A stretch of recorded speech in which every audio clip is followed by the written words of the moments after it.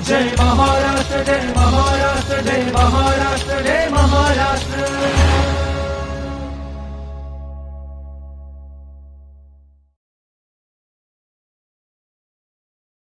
नमस्कार. माहिती आणि जनसंपर्क महासंचालनालय निर्मित जय महाराष्ट्र या कार्यक्रमामध्ये मी सुषमा जाधव आपलं मनःपूर्वक स्वागत करते. मंडळी, कर्तव्यदक्ष किंवा जबाबदार नागरिक म्हणून प्रत्येकानंच वाहतुकीचे नियम पाळणं अतिशय गरजेचे आहे आणि ती आपल्या प्रत्येकाची जबाबदारी आहे. रस्त्यावरचे जे होणारे अपघात आहेत ते टाळण्यासाठी शासन स्तरावर वेगवेगळ्या स्तरावर उपाययोजना केल्या जात आहेत. मात्र वाहन चालकांनी सुद्धा ते नियम पाळून वाहन चालवणं फार आवश्यक आहे. पण तरी सुद्धा बऱ्याचदा वाहन चालकांकडून नियमांचं उल्लंघन होत असतं आणि यासाठी जनजागृती सुद्धा केली जाते. मात्र तरीही जर वाहन चालकांकडून नियमांचं उल्लंघन झालं तर त्यांच्यावर ई चलान कारवाई सुद्धा केली जाते. वाहन चालकांमध्ये बऱ्याच प्रमाणात अजूनही आपण याबाबत संभ्रम आहे असं आपल्याला जाणवतं. मग ही ई चलान कारवाई झाल्यानंतर आपल्याला जर ऑनलाईन पद्धतीनं दंड भरायचा आहे तो कसा भरायचा, किंवा मग वाहन चालकांना कोणकोणते प्रश्न असतात किंवा तक्रारी असतात, समस्या असतात, त्यांचं निवारण कसं करायचं यासाठी सुद्धा ऑनलाईन सेवा उपलब्ध करण्यात आलेली आहे. एकूणच वाहन चालकांनी वाहन चालवताना कोणकोणती काळजी घेतली पाहिजे, खबरदारी घेतली पाहिजे, तसंच नागरिकांच्या सुरक्षेसाठी शासन स्तरावर कोणकोणत्या प्रकारच्या उपाययोजना राबवण्यात येतात या सगळ्याच प्रश्नांची उत्तरं आज आपण आपल्या जय महाराष्ट्र या कार्यक्रमात घेणार आहोत. आणि यासाठी आज आपण निमंत्रित केलेलं आहे महाराष्ट्र राज्याचे अप्पर पोलीस महासंचालक वाहतूक डॉक्टर रवींद्र सिंघल सर यांना. सर नमस्कार. जय महाराष्ट्र या कार्यक्रमामध्ये आपलं स्वागत. खूप खूप धन्यवाद. वाहतुकीचे नियम पाळण्यासाठी आपण आजही मोठ्या प्रमाणात आपल्याकडे जनजागृती होते आणि ती काळाची गरजही आहे. पण हे वाहतुकीचे नियम नागरिकांनी पाळावेत त्यांच्या सुरक्षेसाठी, तर ते कोणकोणत्या प्रकारचे वाहतुकीचे नियम आखलेले आहेत? आपल्याला क्लिअर आहेत की मोटर व्हेकल ऍक्ट आहेत आपलं, आणि त्याप्रमाणे कोणता आपण व्हायलेशन करतो त्याच्यावर काय दंड आहे आणि कुठपर्यंत ते दंड आपल्याला वसूल करायचे आहे आणि त्याच्याबद्दल सगळं एकदम विस्तृत देण्यात आलेलं मोटर व्हेकल ॲक्टमध्ये. तसेच महाराष्ट्रामध्ये जे थोडेसे अमेंडमेंट्स करण्यात आलेले ते महाराष्ट्र मोटर व्हेकल ॲक्टप्रमाणे त्याच्यात पण हे केलेले आहे. मग याच्यात कुठलाही जर व्हायलेशन असला तर त्याची एक आपण बरोबर सांगितलं की त्याची माहिती असणे गरजेचे आहे. मग आपण ज्यावेळेस लायसन्ससाठी जातो, लायसन्ससाठी अप्लाय करतो, तर ते आपल्याला सगळे हे सांगण्यात येतात, किंवा आपण मोटर ड्रायव्हिंग स्कूलमध्ये जातो तिथेही त्यांना एक एक्झामसारखा पास किंवा ते करावा लागतो, किंवा त्यांना एज्युकेशन त्याच्याबद्दल ते लोक देतात. मग ही माझं असं म्हणणं आहे की आपण ज्यावेळेस गाडी घेऊन रोडवर उतरतो तर त्यावेळेस आपल्याला कळलं पाहिजे माझा एक तो काय अधिकार आहे आणि दुसरं माझी काय काय ड्युटी आहे, आणि मी जर काय व्हायलेशन केलं तर माझ्यावर काय कारवाई होऊ शकतो आहे. तर 1989चे जे आपलं ॲक्ट आहे त्याप्रमाणे सगळ्या विस्तृत माहिती देण्यात आलेली आहे, आणि ही सगळ्यांची ड्युटी आहे. जो वाहन घेऊन रोडवर जातो त्याला त्याची माहिती असणे गरजेचे आहे. निश्चितच. आणि महत्वाचा एक आपण जर विचार केला तर विद्यार्थी दशेमध्ये म्हणजे किंवा 18 वर्षांचं झाल्यानंतर आपल्याकडे लायसन्स दिलं जातं, पण तरी सुद्धा विद्यार्थी जेव्हा अगदी बेदरकारपणे वाहनं चालवताना आपल्याला पाहायला मिळतं, तर मग यांच्यासाठी, या विद्यार्थ्यांसाठी किंवा जे नुकतेच लायसन्सधारक झालेले आहेत यांच्यासाठी कोणत्या प्रकारच्या सुविधा किंवा मग माहिती तिथे दिली जाते? तर जसं मी सांगितलं की हे जे एक सर्वांच्या कर्तव्य आहे, म्हणजे फॅमिली मेंबर्सच्या, त्यांचे टीचर्स किंवा ड्रायव्हिंग स्कूल्स जे आहे ते सगळ्यांच्या कर्तव्य आहे त्याला सांगण्याची की भाई तुला जर लर्निंग लायसन्स मिळालेलं आहे किंवा जे परमनंट लायसन्स जे तुला मिळालेलं आहे तर तुझे आत्ता कर्तव्य आहे. असं नाही आहे की तू कुठलीही स्पीडमध्ये कुठेही जाऊ शकतो किंवा रॉंग साईडनी तुम्ही ड्रायव्हिंग करू शकतात, असं नाही आहे. आम्ही आता हे पाहतो की जे नवीन मुले, कारण आमच्या जे आकडा आहे त्याच्यात पण असं दिसतोय की 18 वयाचे आणि 35पर्यंतचे जे युवा मंडळी आहेत त्यांचे जास्त मृत्यू होतात अपघातामध्ये. मग हे याच्यामुळेच होतात. मला असं वाटतंय की ते हळगर्जीपणा, त्यांच्या एक एक्साइटमेंट असतो. युवा आहे तर ते हे विसरून जातात की मी कुठली स्पीडवर कुठे कसे वाहन चालवलं पाहिजे, असा होता कामा नये. असं जर आम्हाला दिसतंय म्हणजे आमच्या पोलीस म्हणून जे कर्तव्य आहे तो असं आहे की बाई आम्हाला जर कोणी दिसला तर एक ते अवेअरनेस तो आपण करतो, म्हणजे शाळामध्ये जाऊन पण करतो, कॉलेजेसमध्ये पण. परंतु रोडवर जर ज्यावेळेस हे वाहन चालवतोय तर त्याच्यावर आपण कारवाई करतो. अगोदर आपण कन्व्हेन्शनल वेमध्ये त्याला पकडायचं, एक केस वगैरे त्याच्यावर करत होतो, चलान वगैरे. मग सध्याची परिस्थितीमध्ये आपण चलानली करतो. तर त्याला कळलं पाहिजे कुठेही जर तो गेला तर आमचे वाहन आहे ज्याला आपण इंटरसेप्टर्स म्हणतो, तर जर हाय स्पीडनी जर गेला, त्यांनी व्हायलेशन केला, जसे 80ची 80ची स्पीड आहे ती जर त्यांनी क्रॉस केली तर आपण आमच्या इंटरसेप्टर क्रॉस करतो विथ एव्हिडन्स. तो एक होऊ शकतो. आपला आजकाल ऑटोमॅटिक नंबर रिकग्निशन सिस्टम पण आहे, व्हिडिओ ते जे कॅमेराज आहे त्याचेप्रमाणे पण करतो. अशी वेगवेगळे आम्ही मॉडर्न इक्विपमेंट्स आता वापरतो आहे. तर ही माहितीही त्याला राहिली पाहिजे की असं नाही की पोलीस थांबवणार तुला, परंतु जर तू व्हायलेशन करताय तर त्याची इन्फॉर्मेशन जाते सेंटर डेटामध्ये आणि तुमच्यावर केस होतो. निश्चितच. पण मग पालकांची पण जबाबदारी यामागे आहे, कारण तरुण मुलांना जेव्हा आपण वाहनं देतो तेव्हा त्यांनी सुद्धा त्यांना सांगणं काही गरजेचं आहे की वाहतुकीचे नियम पाळणं फार गरजेचं आहे. तर त्यासाठी काय केलं पाहिजे? माझं ठाम मत आहे की जसं माझे पण 2 मुले आहे, मी त्यांना नेहमीपासून सुरुवातीपासून हे सांगत आलो आहे की तुम्ही व्हायलेशन ते करायचे नाही. दुसरा मला असं वाटतं आहे की आपण पालक म्हणून आमची ड्युटी आहे की आपण ज्यावेळेस स्वतः वाहन चालवतो, जर मीच मुलाला घेऊन जातोय, स्वतः मी जर सीट बेल्ट लावत नाही किंवा जी महिला आहे आपल्या मुलांना घेऊन जाते शाळेसाठी, ती हेल्मेट वापर करत नाही त्याच्या किंवा रॉंग साईडनी जात आहे, तर आपण काय एक्झाम्पल आपल्या मुलांसाठी देतोय? तर आपला जे आहे ना, आपण एक लीडर म्हणून आपल्या मुलांसोबत उभा राहतो किंवा त्याला डेमॉन्स्ट्रेट करतो. तर आपली फार मोठी जबाबदारी आहे. एक ते आपण कसे आपला डेमॉन्स्ट्रेट करतो. मी जर माझ्यासोबत माझा मुलगा बसलेला आहे, मग त्यालाही सांगणार की तू पण सीट बेल्ट लावा, ही आपली ड्युटी आहे एक पालक म्हणून. हे जर आपण करत नाही तर हे आपली चूक आहे. मग आपण मुलांना सांगू शकत नाही. मग हे सुरुवातीपासूनच आपला एक ॲक्शन राहायला पाहिजे मुलांसाठी की बेटा हे मी करतो, हे तुला पण करायचं आहे. नाही ते पोलीस पकडेल तर एक वेगळी गोष्ट आहे, परंतु हे आपली ड्युटी आहे. ही आपली ड्युटी कधी विसरू शकत नाही. असं जर नाही केला तर त्याच्यामुळे चलान होऊ शकतो, परंतु ते चलानचे पुढे जाऊन तुझा काही घातपात पण होऊ शकतो आहे. हेल्मेट जर घातलं नाही आणि तू जर गाडी चालवत आहे तर हे झालं तर त्याला मेंदूला एक वेळेस जर मार लागली तर फार मोठं होणार. आता मी तुम्हाला इथं सांगतो की दरवर्षी जवळपास 7,700 लोक मृत्युमुखी पडतात जे हेल्मेट वापरत नाही. 7,700चे पुढे गेलेला आकडा, आणि त्याच्यात जे मेन आहे ती युवा मंडळी आहे. आता बघा की, आणि आपला वर्षाचा जे आकडा आहे 15,000चे पुढे आहे, आणि त्याच्यापैकी जर 7,500-8,000 जर विदाऊट हेल्मेट आहे तर किती मोठा आपला हे घातपात होतं. आणि एक वेळेस जवान पोरगा किंवा पोरगी जर त्याला काही झाला, मेली, तर आई वडिलांवर किंवा संपूर्ण परिवार उद्ध्वस्त होऊन जातात. हे असं होऊ नये याच्याबद्दल आमचं असं म्हणणं आहे की पालकांची फार मोठी जबाबदारी आहे याच्यावर. निश्चितच. आणि आपल्याकडे अनुकरण फार केलं जातं, त्यामुळे जर आपणच ते नियम पाळले तर ते मुलं बघतील आणि आपोआप ते नियम जे आहेत ते पाळायला सुरुवात करतील. येस मॅडम, हे फार गरजेचं आहे. आणि जसं तुम्ही म्हणालात की हेल्मेटचा वापर, जसं बऱ्याच वेळा आपल्याकडनं सतत जनजागृती केली जाते की हेल्मेटचा वापर करा, तरी सुद्धा नागरिक ते घेत नाहीत, तेवढे म्हणजे दक्षतेने ते घेत नाहीत. आणि मग अशा पद्धतीने जसं तुम्ही आकडा सांगितला हा फार मोठा आकडा आहे. तर मला वाटतं त्यासाठी पण नागरिकांनी काळजी घेतली पाहिजे आणि हेल्मेटचा वापर केला पाहिजे. बिलकुल. आणि हेल्मेट तो इतका महत्त्वपूर्ण आहे, म्हणजे मी आज ही जर मी मोटरसायकल ज्यावेळेस चालवतो विदाऊट हेल्मेटनी मी चालवणार, म्हणजे जरी मी पोलीसमध्ये असलो कोणी करणार, परंतु ही माझी नैतिक जिम्मेवारी आहे. आणि त्याचे पुढे जाऊन जर काय झालं मला, मग ते कोण सफर करणार? मी करणार. जे पेनमधून जे मी जाणार ते मी जाणार, कोणी दुसरं ॲप्रिशिएट पण करू शकणार नाही. आणि जे लोक हेल्मेटचे विरुद्ध बोलतात किंवा हेल्मेट वापरू नका असं जे बोलतात, मला वाटतं आहे they are doing a big mistake.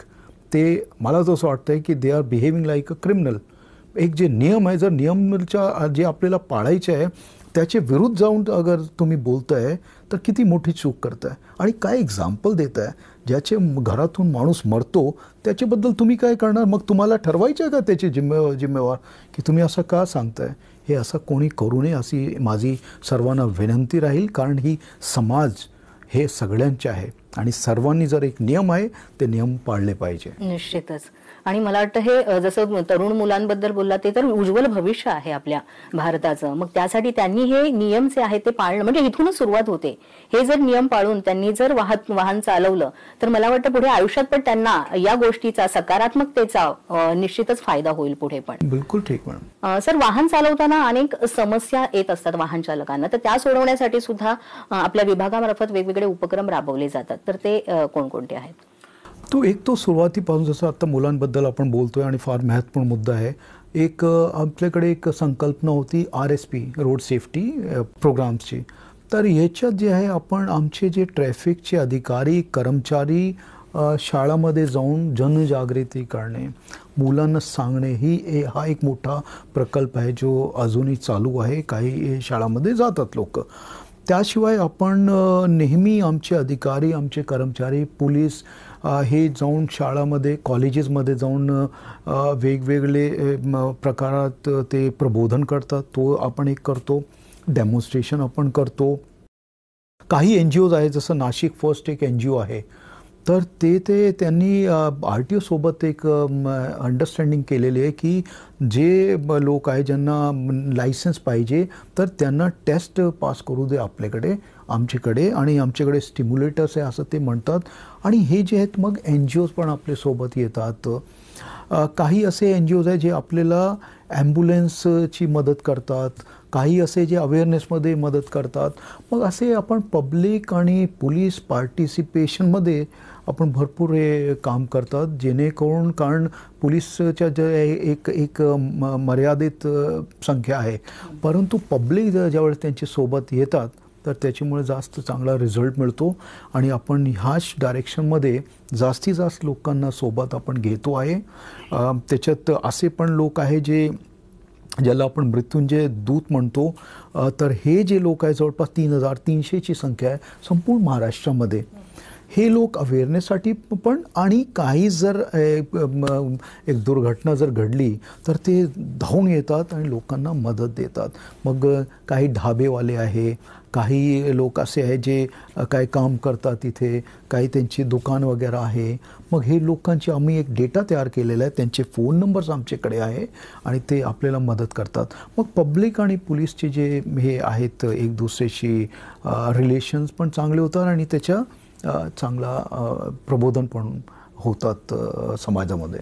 म्हणजे निश्चितच पोलिसांबरोबर अशा पद्धतीनं काही दक्ष नागरिक सुद्धा या उपक्रमामध्ये सहभागी होतात आणि वेगवेगळ्या उपाययोजना राबवतात. तर याचा जो विचार आहे तो वाहन चालकांनी वाहन चालवताना केला पाहिजे. कारण आपल्यासाठी जर इतक्या उपाययोजना आहेत तर त्याचा फायदा आपण घेतला पाहिजे हे मुळात कळलं पाहिजे वाहन चालकांना. अगदी बरोबर आहे मॅडम. रस्त्यावर वाहन चालवताना म्हणजे आपण आपल्याकडे तर सर्रासपणे वाहतुकीचे नियम मोडले जातात आणि त्यांच्यावर कारवाई केली जाते. मग ती कशा पद्धतीने कारवाई सध्या होते. जसं मी म्हटलं आपल्याला एक ते असं कोणी करू नये तर आपण चलान्सची एक पद्धत सुरू केलेली आहे. त्याच्यात आपले जवळपास दररोज 50 ते 60 लाखाचे चलान आपण करतो दररोज. त्याच्यानंतर आपण त्यांना हे पण कंट्रोल करण्यासाठी की तुम्ही असं करू नका ते करू प्रबोधन पण आपण करतो. त्याच्यानंतर जर एखादा ॲक्सिडेंट वगैरे जर घडला तर त्यावेळेसही आपण त्यांना आपणच पोहोचून मदत करतो पोलीस म्हणून किंवा जे पब्लिक आम्ही सांगितलं किंवा 108 नंबरची जे ॲम्ब्युलन्स आहे ते येतात आणि ते त्यांना घेऊन जातात. हे सगळं आपण मिळून ह्याप्रमाणे पुढे कारवाई करतात. आणि चलान तो अगोदर हे होतात की बाई पोलीस त्यांना थांबवत आहे असं होऊ नये आणि काहीतरी वेगळी दृष्टीने त्यांचे केसेस बघतात किंवा त्यांना थांबवत आहे ते असं होऊ नये. मग आपण हे इलेक्ट्रॉनिकली केलं जेणेकरून पोलीस आणि पब्लिकच्या इंटरफेस तिथे होऊ नये, कोणाला थांबवायची गरज नाही. तर हे आपण नवीन आता पद्धत सुरू केलेली आहे आणि सर्वांनी याच्याबद्दल विचार केला पाहिजे की तुम्ही जर हे केला तर तुमच्यावर तिसरी नजर पण आहे. पण मग आता बऱ्याचदा संभ्रम पाहायला मिळतो की अजूनही ई चलन कशा पद्धतीने भरायचं किंवा नेमकं काय करायचं हे माहितीच नसतं.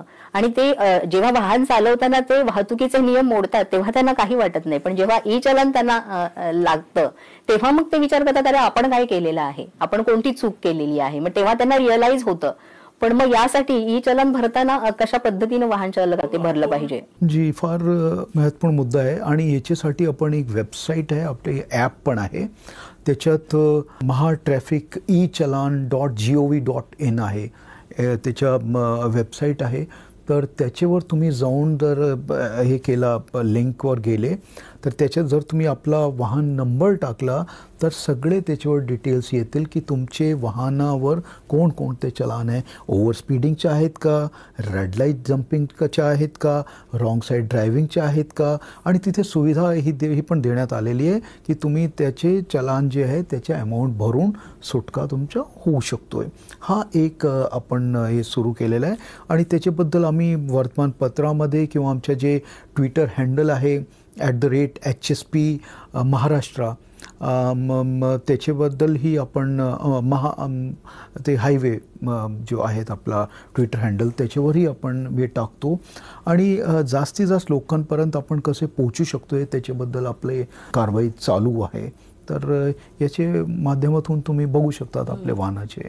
ई चलन हा सुद्धा एक चांगला पर्याय आहे, कारण जसं वाहन चालकांचा वेळ त्यामध्ये जास्त जात नाही, पण तिथे थांबून त्यांना त्यासाठी काहीच करावं लागत नाही, घरी बसून हे करू शकतात. पण मग मानसिकता कुठेतरी मला वाटतं प्रत्येकाची बदलली पाहिजे. की काहींना असं पण वाटतं की म्हणजे पैसे आहेत आपल्याकडे तर जाऊ दे, आपल्याला जरा घाई होते तर आपण जाऊया, काय होणार आहे, किती चलान बसणार आहे. तर ही सुद्धा एक मानसिकता आपल्याला पाहायला मिळते कुठेतरी वाहन चालकांनी. तर त्यांना आपण म्हणजे काय सांगायला पाहिजे, कारण ही मानसिकता बदलली पाहिजे. आणि ही चुकीची मानसिकता आहे. म्हणजे एक ते असं आहे की जे तुम्ही नियम मोडताय तोडताय तर हे तुम्ही एक ते चूक करताय, दिस इज इलिगल. आणि ह्याच्यामुळे जे आहे की तुमच्या बिहेवियर दिसतोय की इतरांबद्दल किंवा समाजाबद्दल किंवा तुम्ही जे नियम आहे त्याच्याबद्दल असं होऊ नये. तर कारण जर तुम्ही एक्सटेंड केला तर तुमच्या विरुद्ध एक केस दाखल आहे. तुमची नोकरी जर ज्यावेळेस लागते तर काय केसेस आहेत का त्याच्यावर पेंडिंग, तर ते आपण पाहतो. मग अशी जी गोष्ट आहे त्याचा विचार केला पाहिजे सर्वांनी. आता पुढे जाऊन असं पण होऊ शकतोय की जर तुम्ही इन्शुरन्ससाठी गेले तर ते विचारणार तुम्हाला काय केसेस पेंडिंग आहेत का तुमचे गाडी विरुद्ध, तुम्ही अगोदर ते पे करा मग हे इन्शुअर्ड करू तुमची गाडी. किंवा तुम्हाला जर आपली गाडी विकायची आहे तर त्यावेळेस तो विकून घेणारा जो माणूस आहे तो चेक करतील, अरे तुमच्याकडे इतके पेंडिंग आहे चलान, तुम्ही हे क्लिअर करा मग हे घेणार मी. अशी भरपूर गोष्टी आहे जे भविष्यामध्ये होणार आहे किंवा चालू झालेली आहे. मग असा कोणीही करू नये, तुम्ही चेक करत राहा जेणेकरून तुमची स्वतःची सुधारणा होईल ना, की मी ह्या रूटवर ओव्हर स्पीडिंग करत होतो याच्यामुळे माझ्यावर हे झालेलं आहे चलान, मी पुढे करणार नाही. हा स्वतःला विचारला पाहिजे. आणि एक व्यक्तिमत्व पण आपलं मग तसंच तयार होतं. तर ते सकारात्मक व्यक्तिमत्व तयार करायचं असेल तर अशा पद्धतीने वाहतुकीचे नियम पाळणं आणि एक आदर्श डोळ्यासमोर ठेवणं इतरांसमोर हे फार गरजेचं आहे. मॅडम याच्यात थोडा ऍड करतोय मी 2005 ते 2007 मध्ये कोसोवोमध्ये होतो. युनायटेड नेशन सोबत आम्ही काम करत होतो ॲज सिव्हिलियन पोलीस. मग तिथे आम्ही पाहिला कोसोवो युरोपमध्ये की लोक हॉन्किंगच करत नाही, हॉर्न वाजवत नाही. मग हे जे आहे मी जवळपास 1.5 वर्षामध्ये कधी हॉन्किंग केली नाही, तिथे हॉर्नचा वापर केला नाही. इथे आल्यानंतर ही आजपर्यंत मी हॉन्किंग केलेली नाही आहे. मी आपल्या ड्रायव्हर्सला पण सांगतो बाबा तू हॉर्न वाजवू नका, काही फरक पडत नाही, 1-2 मिनिटाचा फरक पडतो, परंतु आपण सेफ राहतो आणि आपली जे एक मर्यादा आहे त्याचे पलीकडे जात नाही. परंतु ह्याच्यापेक्षा अजून एक महत्त्वपूर्ण मुद्दा असा आहे की आपला स्ट्रेस लेवल कमी होतो, एन्झायटी कमी होतो. तुम्ही बघा जर आपण हॉन्किंग केली नाही ना तर तुम्हाला एकदम शांत तुमचे डोके राहतात आणि तुम्हाला असं वाटत नाही की भाई तुम्हाला हे केलं पाहिजे. आणि त्याच्या आपले स्ट्रेसवर, एन्झायटीवर आणि आपले ॲक्शन्समध्ये त्याचा फार मोठा इम्पॅक्ट होतो. तर हे सर्वांनी माझी एक विनंती राहील की आपण सगळे हॉर्नचा जे आहे वापर आजपासून बंद करा, कारण ह्याचा काहीही फायदा नाही आहे. तुम्ही बघा एक दिवस विदाऊट हॉर्नच्या चालवा तुम्ही आपला वाहन, एक दिवस तुम्ही हॉर्न वाजवून चालवा. आम्ही पाहतो की रेड लाईट जेव्हा ग्रीन होतात लगेच हॉन्किंग सुरू, फायदा काय? जो माणूस तिथे उभा आहे तुमच्या समोर त्यालाही जायचं आहे, तुम्ही काय अलर्ट करताय त्याला? ज्यावेळेस ट्रॅफिक सुरू होणार तो जाणारच ना पुढे. तो please think about it. Don't use unnecessary Hawking. आपण किती चंचल आहोत हे मला वाटतं त्यातनं पण वाहन चालवताना मला वाटतं जास्त कळतं की आपलं व्यक्तिमत्व काय आहे, आपली पर्सनॅलिटी काय आहे.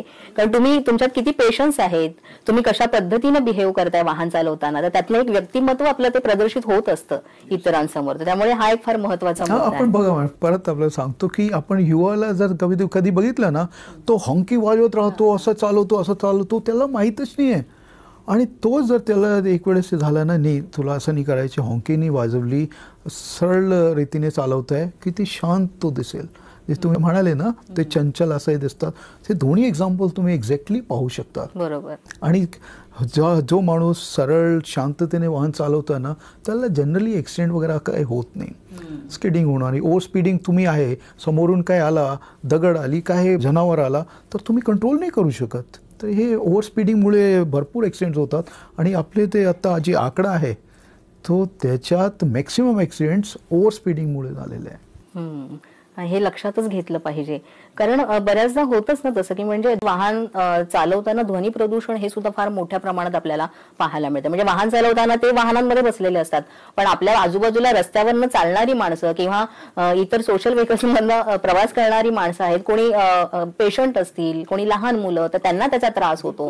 आणि आपण बघितलं तर हॉस्पिटलचे बाहेर, शाळा कॉलेजेसचे बाहेर असं आपण नाही करू शकत. परंतु तिथेही लोकांना असं कळत नाही की उद्या त्यांचे नातेवाईक कोणी हॉस्पिटलमध्ये असले किंवा तुम्ही 10वी 12वीची जर तयारी करताय आणि तिथे हॉंकिंग किंवा हे सगळं चालू आहे, तर तुम्हाला कसं वाटेल?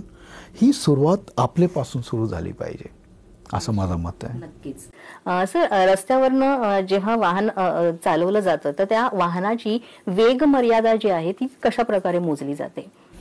तर त्याच्या असं आहे मॅडम की तो स्ट्रेच कसा आहे, त्याच्यावर किती ट्रॅफिक आहे, अजून त्याच्यावर काही लँडमार्क्स आहे, आणि बाकीचे जे त्याच्यावर काही ॲक्सिडेंट्स वगैरे काही झालेले आहेत का, हे सगळं एक सिस्टमॅटिक एक क्रायटेरिया आहे. ते सगळी गोष्टीला धरून आपण हे करतो. काही स्लोप आहे किंवा इन्क्लाइंड आहे, तर हे सगळे बघून मग त्याच्या आधारावर डिसाईड करतात. अच्छा, मग त्याच्या आधारावर ही वेगमर्यादा ठरवली जाते. टेक्निकल इश्यू आहे आणि त्याप्रमाणे हे करतात.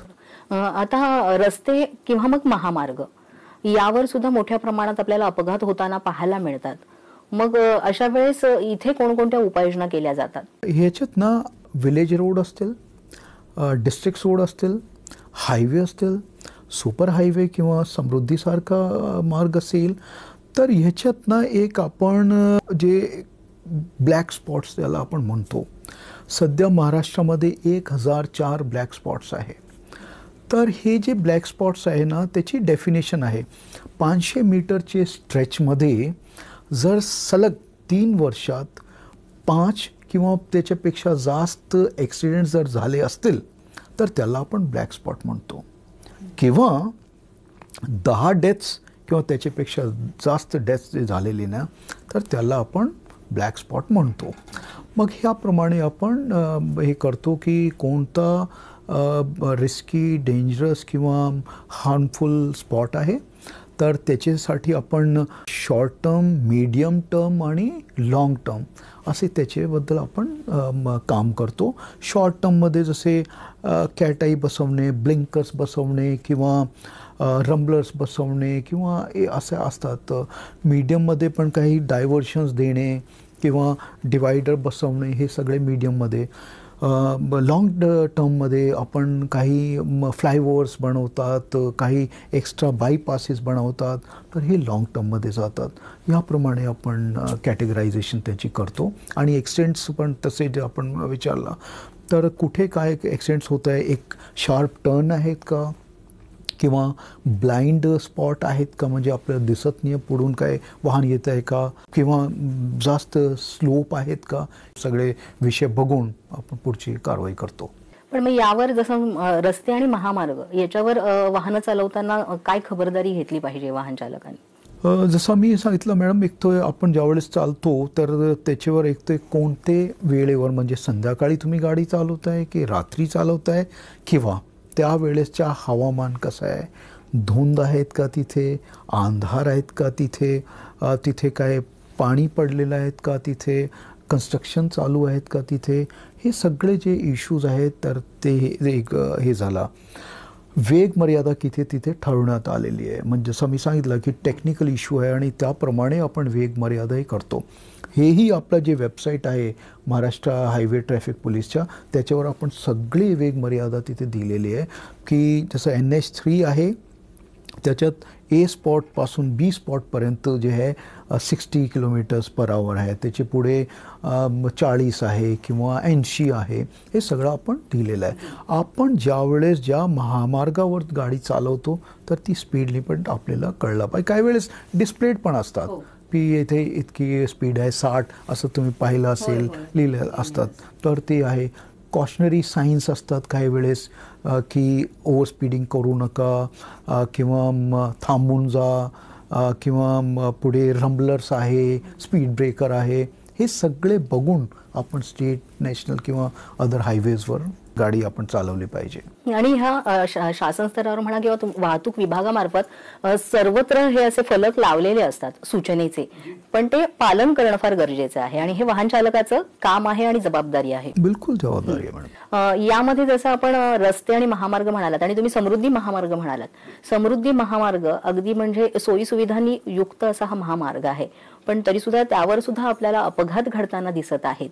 तर यासाठी वाहन चालकांना तुम्ही काय सांगाल, कोणती खबरदारी घेतली पाहिजे त्यांनी? मॅडम, हे जे एक नवीन प्रकार मी म्हणतोय की इतका चांगला रोड बनवलेला आहे महाराष्ट्रामध्ये, सुपर हायवे आहे आणि 336 लेन्सच्या हायवे आहे, तर तरीही त्याच्यावर ॲक्सिडेंट्स होतात. एक तर याच्या जे आपल्याला दिसतो आहे ओव्हर स्पीडिंग. लोक जे आहे ना, त्याच्यात मर्यादा आहे, वेग मर्यादा 120 km/h. तर लोकांना असं वाटत नाही की मी 120 आहे, तर काही वेळेस ते 150, 160 अशी वेगवर गाडी चालवतात आणि जर ते मग त्याच्यानंतर तो कंट्रोल होत नाही, त्याला जर थांबवायचं असला तर. दुसरा एक इश्यू त्याच्या समोर आलेला आहे तो एक आहे रोड हिप्नोसिसचा. म्हणजे आपण ज्यावेळेस जात आहेत ना, तर काही चेंजेस नाही आहे साईडला, म्हणजे सरळ आपल्याला रस्ता दिसतो आहे आणि यू गेट हिप्नोटाइज्ड. आपण जे आहे ना त्याला एकदम ट्रान्समध्ये जातात, तर मग ते कंट्रोलचे बाहेर गाडी निघून जातात. ते आपल्याला कळत नाही ना, एकदम सारखा एक दृश्य आपल्याला दिसतो, तर त्याच्यामुळे ही ॲक्सिडेंट होत आहेत. काही वेळेस आपण बघत नाही की आपण किती स्पीडवर गाडी चालवतोय आणि त्यावेळेस आपले जे गाडीचे टायर आहे त्याची काय कंडिशन आहे. ते जर जुने झाले असतील, त्याच्यावर जे टायर मार्क्स जे ते असतात ते घसून गेलेले आहेत का, तर हे सगळी गोष्टी बघून ते केलं पाहिजे. आणि त्याच्यामुळे काय टायर बर्स्टमुळे पण भरपूर ॲक्सिडेंट्स त्याच्यावर झालेले आहे.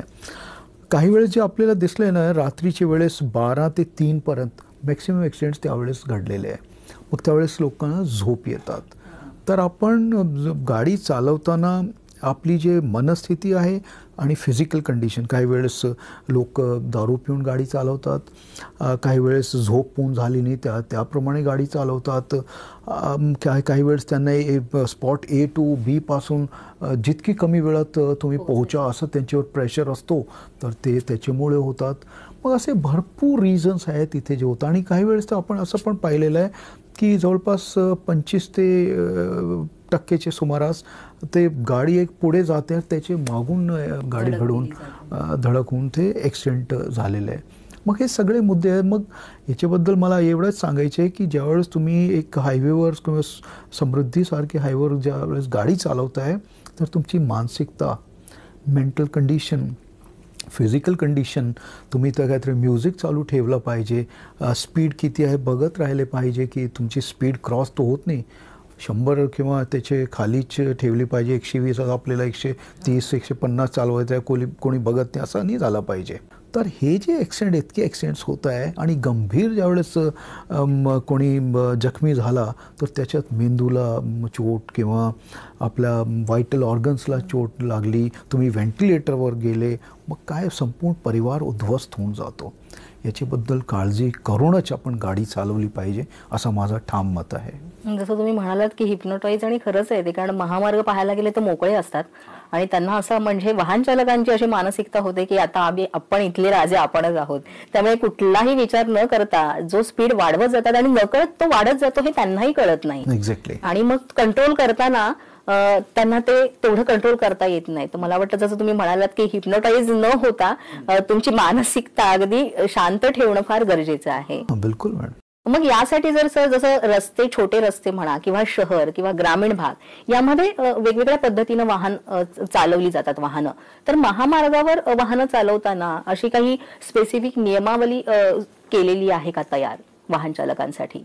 त्याच्यासाठी आणि जसं शहरामध्ये आहे तसेच मला असं काही वेगळी नियमावली नाही आहे. Same rules apply to everybody.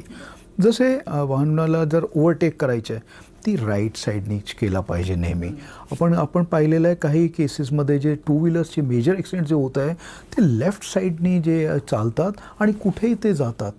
असं जे होतं त्यावेळेस मग ॲक्सिडेंट्स आणि डेथ्स किंवा इंजरीज होतात.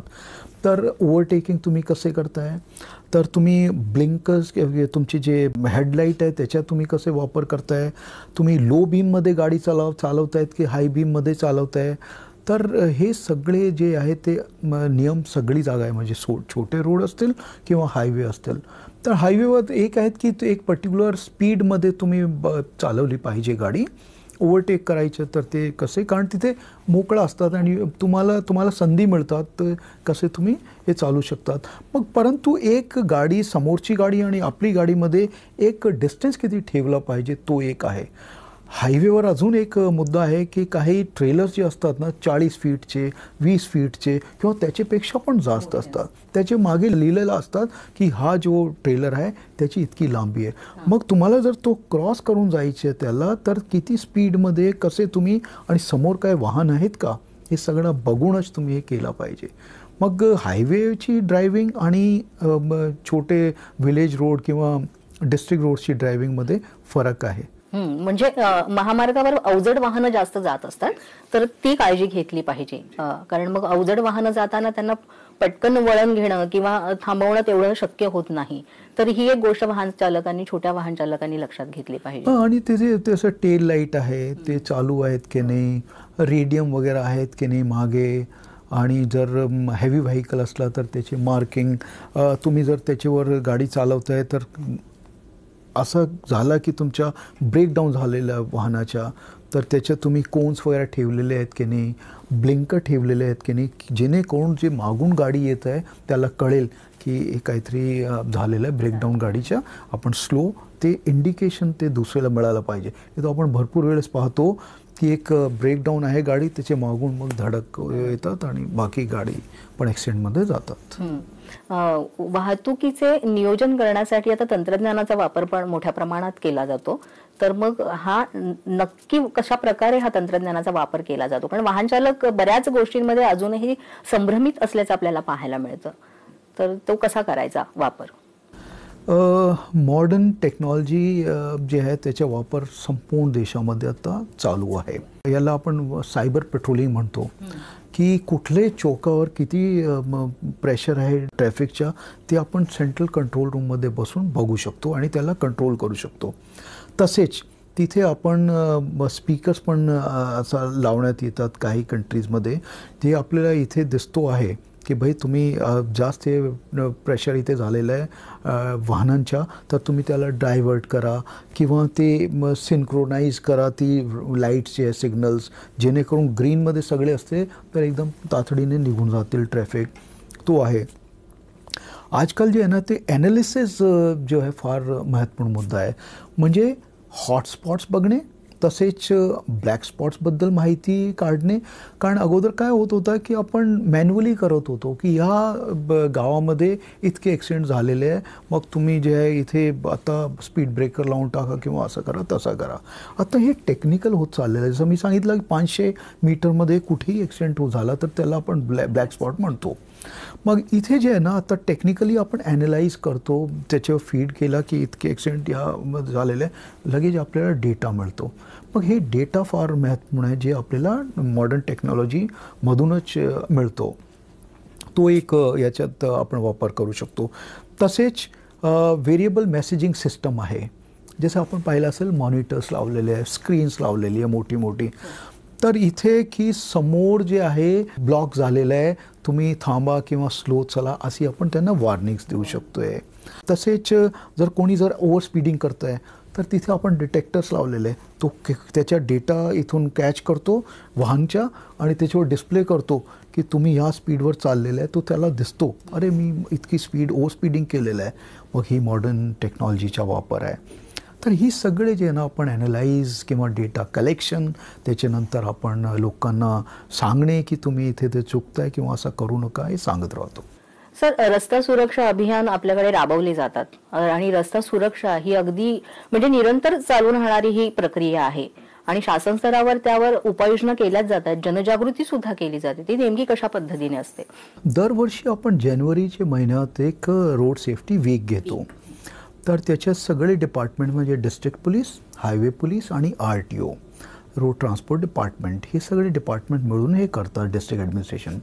मग त्याचा हेतू असाच असतो की रोड्सबद्दल अवेअरनेस, वाहन चालकांना नियम सांगणे किंवा शाळा कॉलेज यांना इन्व्हॉल्व करणे, जेणेकरून आपण याच्यावर अंकुश आणावे. याच्यासाठी अजून मला एक सांगायचं आहे की सध्या सुप्रीम कोर्टाने एक असा आदेश दिलेला आहे की आपण दरवर्षी 10% मृत्यू दर जे आहे ते कमी करायचे आहे ॲक्सिडेंट्समध्ये. तो एक फार मोठा एक इश्यू आहे. तर 10% आपण कमी करायचे आहे.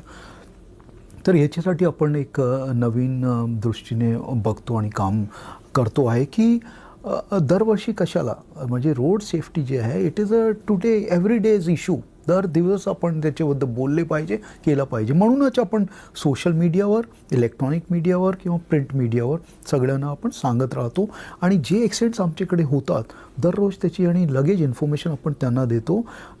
माहिती देण्याचा एकच हेतू आहे की त्यांना लोकांना कळलं पाहिजे की ॲक्सिडेंट ह्याच्यामुळे झालेलं आहे, अशी चूक तुम्ही करू नये. तर ही अवेअरनेस आपण डेलीचं आपलं हे चालू आहे. तसेच जे आमचे HSPचे अधिकारी कर्मचारी आहे ते जाऊन शाळामध्ये किंवा हायवेवर काही वेळेस जे 8-10 ट्रक जे आहे ते थांबलेले आहे किंवा ट्रक टर्मिनल आहे तिथे जाऊन त्यांना सांगतात की असा होतो आहे, तुम्ही असा करू नये. आणि त्यांचे ट्रकमध्ये जाऊन पण हे बघतात की कोणते कोणते इक्विपमेंट्स त्यांच्याकडे राहिले पाहिजे, त्याच्याबद्दल आपण विचारतो. याचे पलीकडे जाऊन आपण आत्ता सगळे ट्रान्सपोर्ट असोसिएशनची मीटिंग आत्ताच मी या महिन्यात बोलवली होती. त्यांना सगळे याच्याबद्दल सांगून दिलं की बी तुम्ही असं करा. त्याच्या अगोदर आम्ही सर्वांना एक लेटर लिहिलेलं होतं आणि त्या लेटरमध्ये की SOPs काय काय आहे. जसं मी सांगितलं की ॲक्सिडेंट किंवा एक ब्रेकडाऊन झालेलं आहे तर तुम्ही कोन्स ठेवा किंवा तुम्ही जर गाडी चालवताय तर सीट बेल्ट लावलेली आहेत की नाही, सीट बेल्ट आहेत की नाही गाडीमध्ये हे तुम्ही चेक करा. जे त्यांचे मालक आहे ट्रान्सपोर्ट असोसिएशन, हे सगळे अशी मी विस्तृत त्यांना माहिती दिलेली आहे आणि त्यांच्याकडून अशी अपेक्षा जाहीर केलेली आहे. तसेच राईट्सबद्दल सगळ्यांना माहिती आहे आपल्यावर. ड्युटीज त्यांची काय काय आहे हे आपण नेहमी त्यांना आता सांगतो आहे आणि मला आय एम कॉन्फिडेंट की याचे चांगला रिझल्ट मिळेल. आणि आत्ता आपण तो ॲन्युअलचे पेक्षा आपण दररोज त्याच्यावर काम करतो. दररोज आपण ॲनालाइज करतो. जसा एक एक्झाम्पल, गोंदिया डिस्ट्रिक्टमध्ये मागील 6 महिन्यामध्ये 31 ॲक्सिडेंट्समध्ये जवळपास 37 लोकांची मृत्यू झालेली आहे 2 व्हीलर्सवर. मग ते सगळ्यांमध्ये त्यांनी हेल्मेटच घातलेलं नव्हतं. मग मी तिकडचे SPशी बोललो, कलेक्टरांना लिहिलं की असं हे होतं आहे, तुम्ही त्याच्याबद्दल काळजी घ्या. किंवा 667 लोकांची मृत्यू पायी चालणाऱ्यांची आहे. मग तुम्ही ज्यावेळेस रोडवर क्रॉसिंग करताय किंवा रोडवर चालताय तर कोणती डायरेक्शनमध्ये तुम्ही चालले पाहिजे. निश्चितच सर. आणि मला वाटतं रस्ता सुरक्षा अभियान राबवताना वेगवेगळे उपक्रम राबवले जातात. म्हणजे अगदी त्यामध्ये कलाकार सुद्धा सहभागी होतात. पथनाट्याच्या माध्यमातून किंवा ध्वनी फीत म्हणा किंवा चित्रफितीच्या माध्यमातून मोठ्या प्रमाणात जनजागृती केली जाते. पण मला वाटतं वाहन चालकांनी मनावर घेतलं पाहिजे आणि त्याचा अवलंब केला पाहिजे, तेव्हा कुठे हे अपघात जे आहेत ते कमी होतील. मुळातच रस्त्यावरनं चालणारा माणूस असो किंवा स्वतः असो आणि आपला जो जीव आहे किंवा आपल्याला मिळालेलं जे आयुष्य आहे ते एकदाच मिळतं. ही एक मानसिकता मला वाटतं अंगीकारण फार गरजेचं आहे. ती कुठेतरी कमी होताना पाहायला मिळते. म्हणजे असं सहज आपण पाहतो की नकारात्मकता एवढी वाढली आहे की अरे ठीक आहे ना, गेलाय ना, जाऊ दे, म्हणजे त्याचं आयुष्यच तेवढं होतं, अगदी सहजपणे बोलून जातो. तर हे अगदी चुकीचं आहे. तर मला वाटतं त्यासाठी एवढं शासन स्तरावर काम होत आहे, तर त्यातून मला वाटतं फायदा हा निश्चितच होईल, पण तो आणखीन वाढला पाहिजे. सर, जसं महामार्गावर आपण म्हणतो की महामार्गावर अवजड वाहनं चालत असतात आणि बऱ्याचदा आम्ही बघितलेलं आहे वाहन चालवताना त्यांची एक म्हणजे ते आपल्या धुंदीतच वाहनं चालवत असतात. कारण मला वाटतं त्यांचं अर्ध आयुष्य हे वाहन चालवण्यातच जात असतं. जे अवजड वाहनं या राज्यातून त्या राज्यात जात असतं किंवा एका ठिकाणाहून दुसऱ्या ठिकाणात.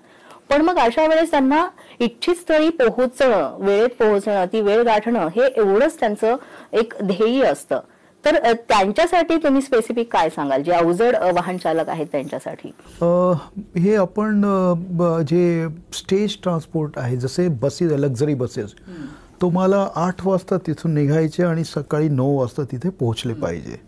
म्हणजे मध्ये जर काय ट्रॅफिक जाम असला तोही न धरता ते तिथे पोहोचले पाहिजे, असा मालकच्या हे असतो त्यांचा. असा नाही होऊ शकत ना. मग जे तिथे असा अडचण येऊ शकतात. आणि जसं आपण सांगितलं ट्रक्स वगैरे, ट्रान्सपोर्टर, सगळ्यांनी अशी अपेक्षा, आता तो ऑनलाईन प्लॅटफॉर्ममध्ये तुमच्याकडे ही वस्तू इतकी तारीखला इतके वाजता डिलिव्हर होणार. तर बघा किती हे चुकीचे आहे. जसं तुम्ही बघितलं तर तो रोडवरून जात आहे, तर कुठेही ते त्याला हे होऊ शकतोय.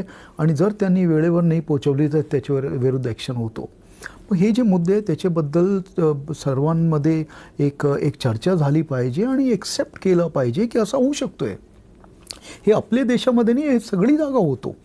मग हे थोडासा त्याच्याबद्दल की भाई जे टाईम लिमिट आहे ते क्रॉस होऊ शकतं आहे.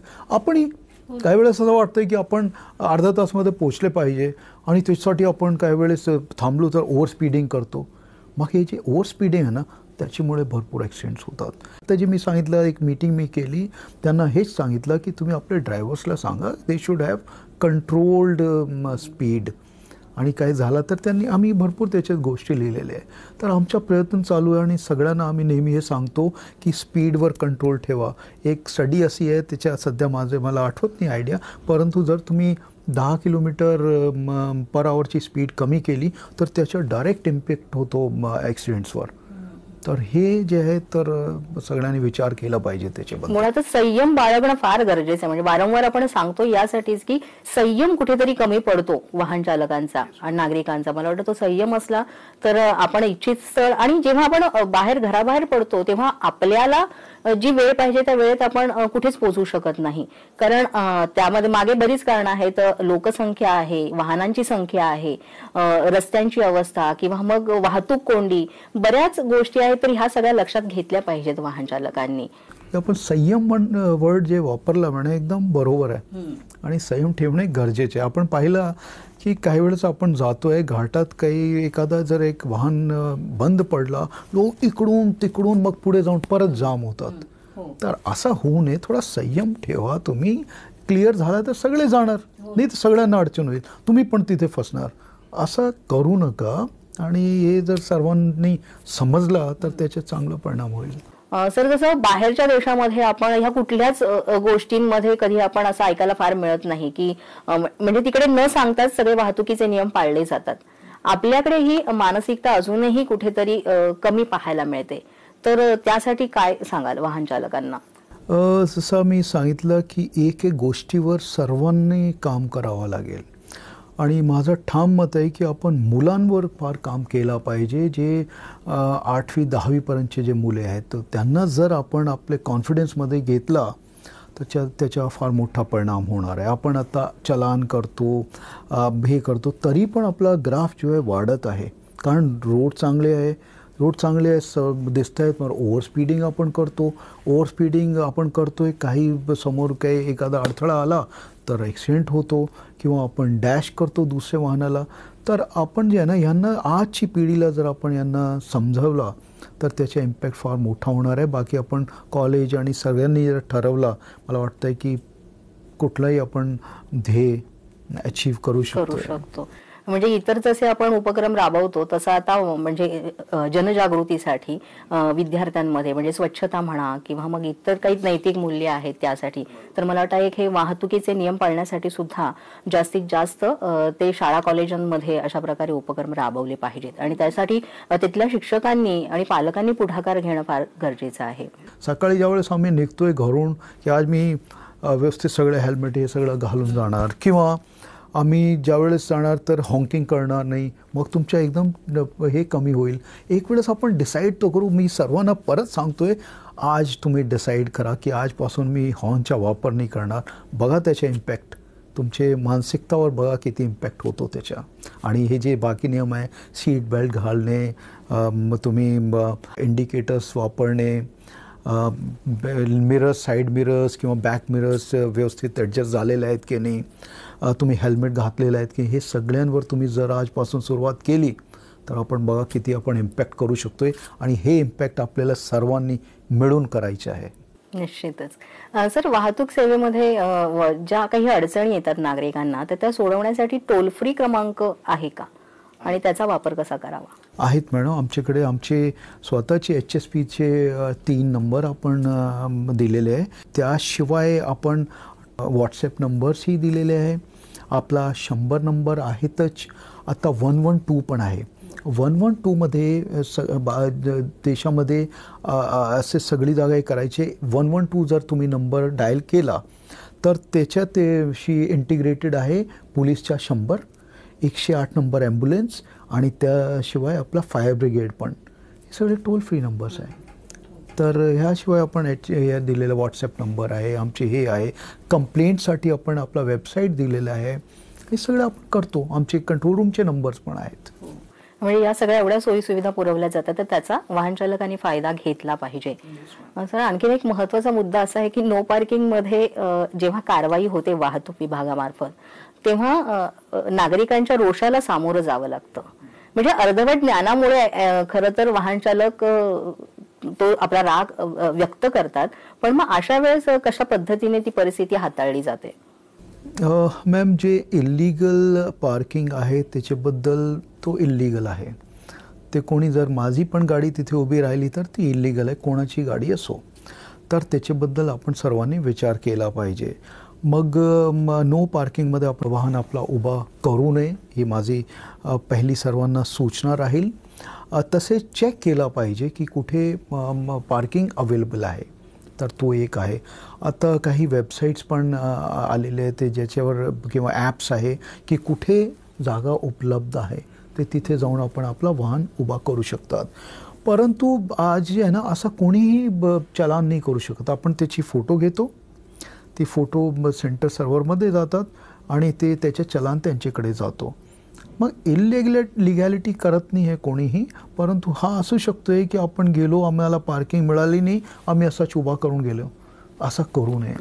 असा एक याच्या सिंपल सॉल्युशन मला वाटतं सध्याची परिस्थितीमध्ये असायचे आहे. आणि वाहन धारकांनी ह्या गोष्टी लक्षात ठेवल्याच पाहिजेत, कारण आज जिथे पार्किंग असेल ते उद्या तिथे अवेलेबल असेलच असं नाही. तर ही काळजी घेतली पाहिजे त्यांनी. मग पुढच्या रोषाला सामोरं जावं लागणार, कारवाईला सामोरं जावं लागणार नाही. आणि नो पार्किंगमुळे इतरांना पण त्रास होतो ना. तर हे त्रास कमी करण्यासाठी, म्हणजे जर एक वाहन रोडवर उभा आहे तर बाकी सगळे जे वाहन तिथून क्रॉस होणार त्यांच्यासाठी अडथळा आहे, त्याच्यामुळे ॲक्सिडेंट होऊ शकतोय. हे आपण का विचार करत नाही?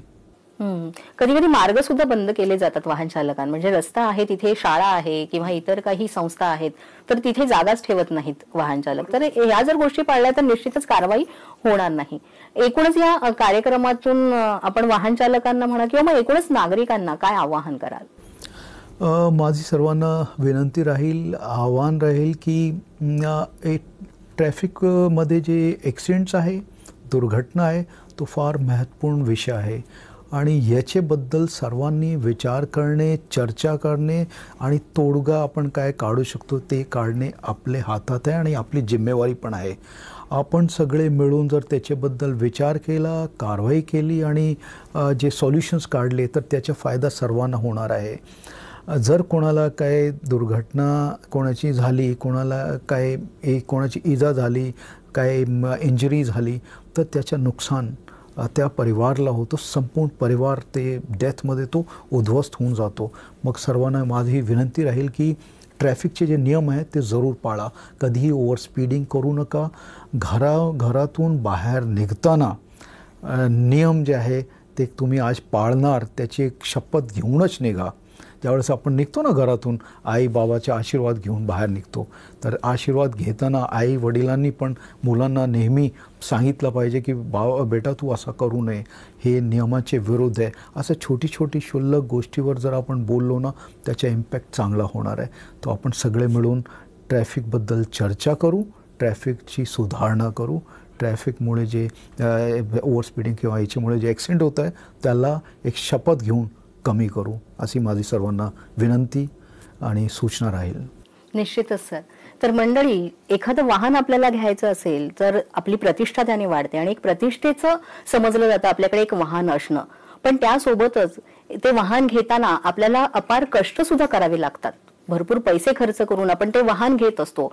मात्र यासोबतच आपल्याला जर आपली प्रतिष्ठा राखायची असेल आणि त्यासोबतच आपल्याला वाहतुकीचे नियम जर आपण सगळे पाळले तर निश्चितच कुठल्याही प्रकारची अप्रिय घटना घडणार नाही आणि आपला प्रवास जो आहे तो सुद्धा अगदी सुखकर होईल. आणि त्यामुळे आपल्या ज्या पाठीमागे असतात सगळी मंडळी घरातली, त्यांनाही काळजी राहणार नाही की आपला माणूस घराबाहेर गेलेला आहे तर किती वाजता घरी परत येईल किंवा कशा पद्धतीने येईल, ते ती एक धाकधूक सुद्धा असते. तर मला वाटतं जेव्हा आपण वाहन घेतो तेव्हाच हा विचार मनात आपण घेतला पाहिजे की आपण वाहन घेतोय तर वाहतुकीचे नियम पाळणं ही आपली सर्वांचीच जबाबदारी आहे. सर, तुम्ही कार्यक्रमात आलात आणि एवढं मोलाचं मार्गदर्शन केलं, तेवढी विस्तृत माहिती दिलीत, त्याबद्दल तुमचे खूप खूप आभार.